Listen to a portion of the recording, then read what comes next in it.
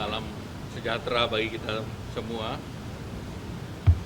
Pertama tentu tadi Bapak Presiden membahas terkait dengan apa yang terjadi di Timur Tengah, terutama yang terkait dengan Iran dan Israel.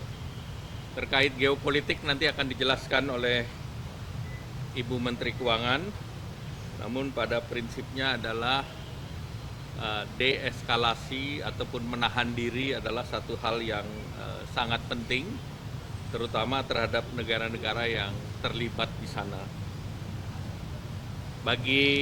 Dari sisi perekonomian, tentu kita melihat terjadi lonjakan harga minyak akibat serangan Israel ke kedutaan Iran di Damaskus, dan juga terhadap retaliasi yang dilakukan oleh Iran.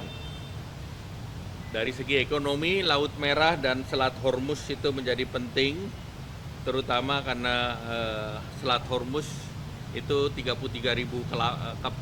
kapal minyak, dan Laut Merah itu sekitar 27.000, dan peningkatan freight cost itu menjadi salah satu hal yang harus dimitigasi. Secara fundamental, perekonomian Indonesia tumbuh solid 5% dengan inflasi dalam rentang 2,5 plus minus 1%. Neraca perdagangan masih surplus dan cadangan devisa tadi disampaikan masih sekitar 136 miliar US dollar.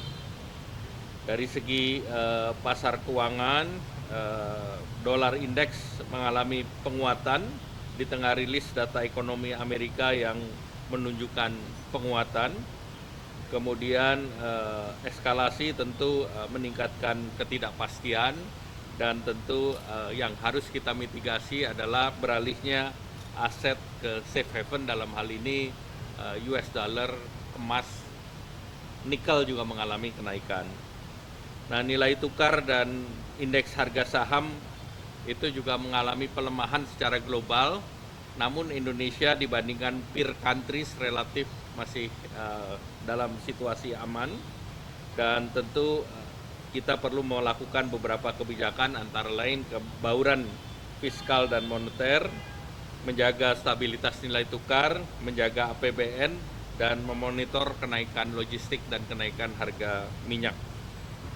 Sektor real, dampak depresiasi nilai tukar dan kenaikan ini salah satu yang dilihat, yang tentu sangat berpengaruh terhadap import, namun tentu efek juga terhadap eksportir mendapatkan devisa lebih banyak. Tentu ini plus minusnya kita harus jaga.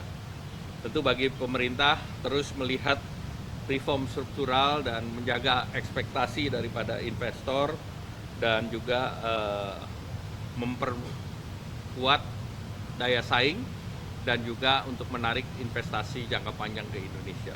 Jadi kepastian itu yang harus dijaga, dan tentu nanti berbagai skenario sudah dibahas, tentunya juga menjaga agar defisit tetap dalam rentang yang diperbolehkan oleh undang-undang.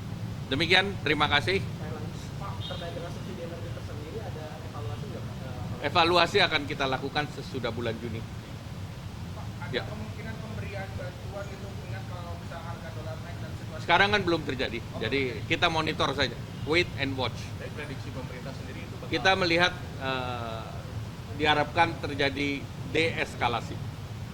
kurun waktunya, Pak, kalau benar dari pandangan pemerintah. Kita monitor setiap perkembangan yang ada. Tadi arahan presiden apa aja, Pak? Arahan Presiden tadi geopolitik, Ibu Menteri Luar Negeri.